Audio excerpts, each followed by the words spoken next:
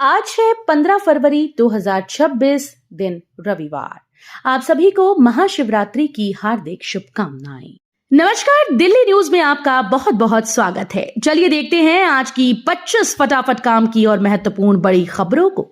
पर इससे पहले वीडियो को लाइक करना बिल्कुल न भूलें। सीएम रेखा गुप्ता ने किया दिल्ली खेल महाकुंभ का उद्घाटन। 30,000 खिलाड़ी होंगे शामिल।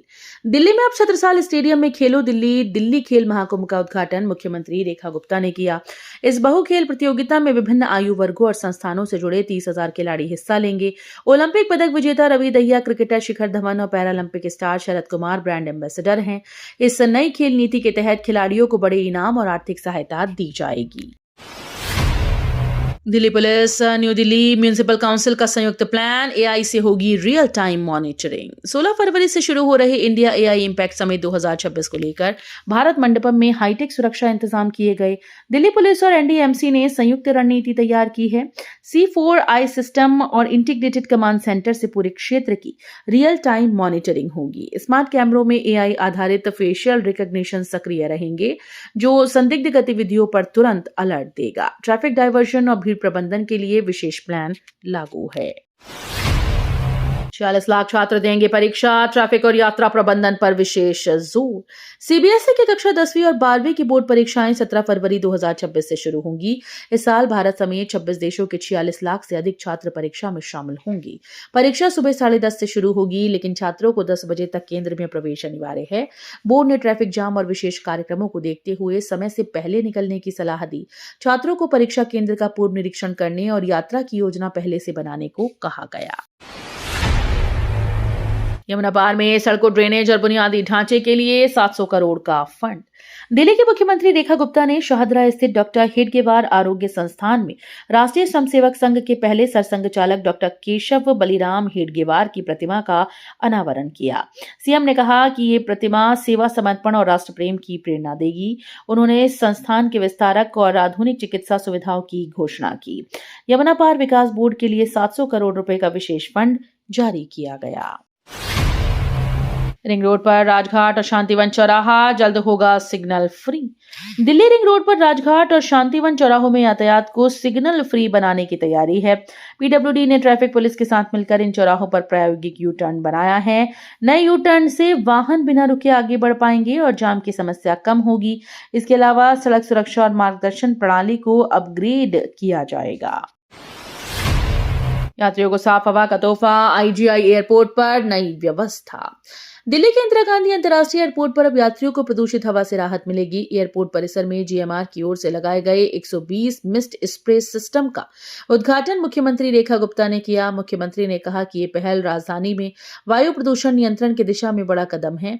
भविष्य में सिस्टम को 600 पोस्ट तक बढ़ाया जाएगा। दिल्ली सरकार पहले ही सड़कों, मेट्रो स्टेशन और निर्माण स्थलों पर प्रदूषण कम करने के लिए कई अहम कदम उठा चुकी है।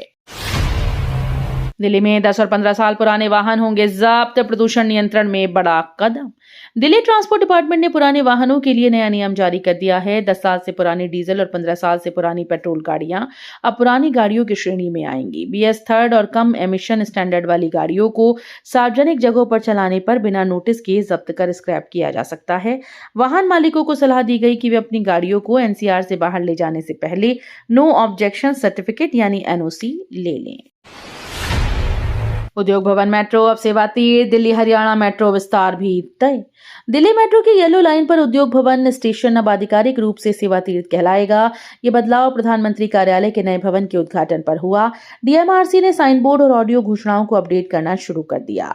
शुरुआती 3 महीने यात्रियों के लिए पूर्व उद्योग भवन ब्रैकेट में दिखेगा। इसके अलावा दिल्ली हरियाणा मेट्रो कॉरिडोर का 24.46 किलोमीटर विस्तार रिठाला से कुंडली तक होगा, जिसमें 21 स्टेशन और 9 नई ट्रेन शामिल हैं।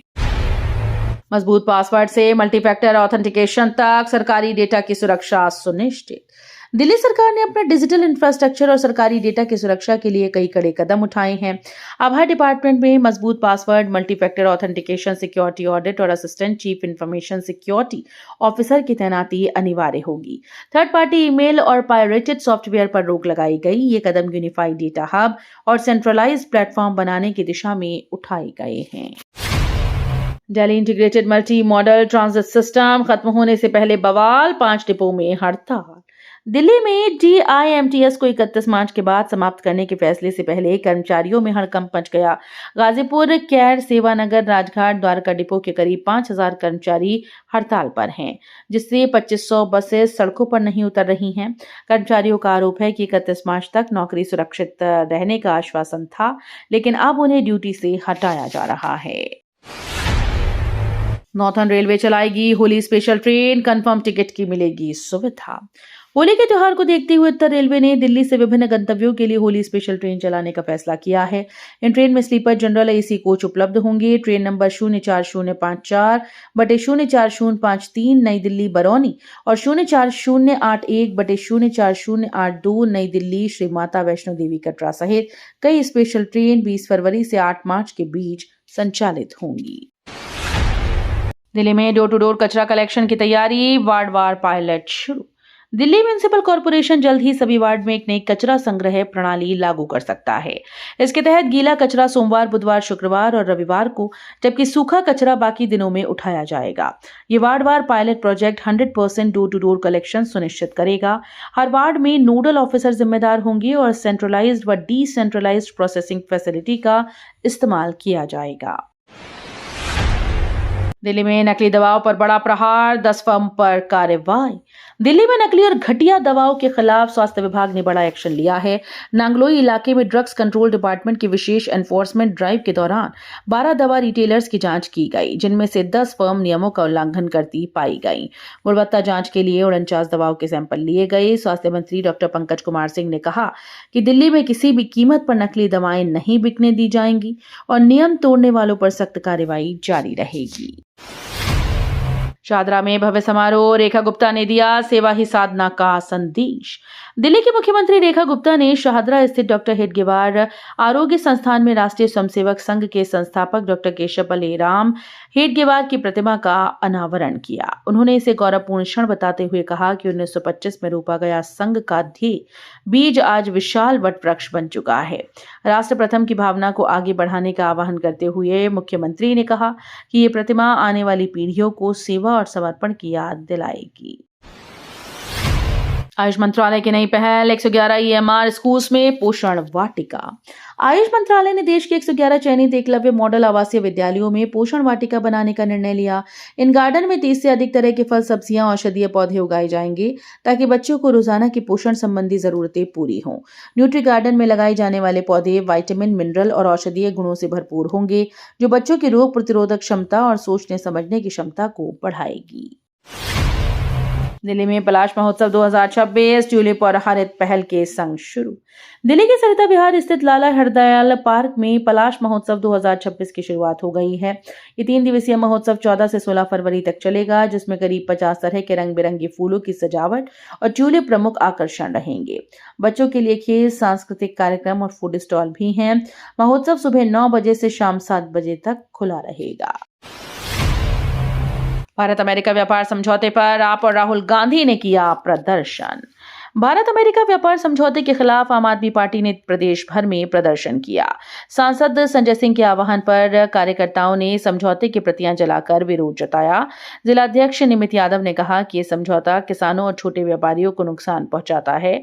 वहीं नेता प्रतिपक्ष राहुल गांधी ने संसद में कहा कि अमेरिकी कपास आयात से भारत के कपास और कपड़ा उद्योग को भारी नुकसान होगा।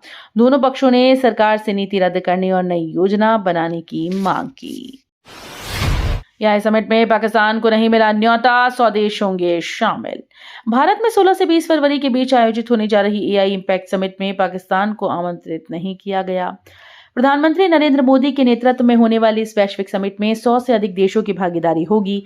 समिट का उद्देश्य आर्टिफिशियल इंटेलिजेंस से जुड़ी policy, innovation, ethics, security, global सहयोग जैसे अहम मुद्दों पर मंथन करना है।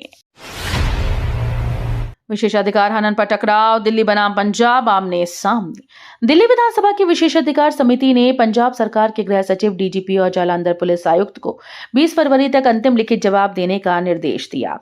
मामला विपक्ष के नेता आतिशी से जुड़े कथित विशेषाधिकार हनन से जुड़ा हुआ है। समिति ने FIR से संबंधित दस्तावेज और फॉरेंसिक रिपोर्ट भी तलब की है। चेतावनी दी गई कि तय समय सीमा के बाद कोई विस्तार नहीं मिलेगा। निसार उपग्रह पर इसरो का बड़ा अपडेट, हर 12 दिन में देगा भारत का डेटा। इसरो ने निसार उपग्रह को लेकर अहम जानकारी साझा की है। ये भारत और अमेरिका की स्पेस एजेंसी नासा का संयुक्त मिशन है जो एस बैंड और एल बैंड रडार तकनीक से पृथ्वी की सतह की निगरानी करेगा। उपग्रह हर 12 दिनों में भारत के पूरे भूभाग का 100 मीटर हाई रिजोल्यूशन डेटा उपलब्ध कराएगा। इससे मिट्टी की नमी का सटीक और वास्तविक समय का आकलन हो पाएगा।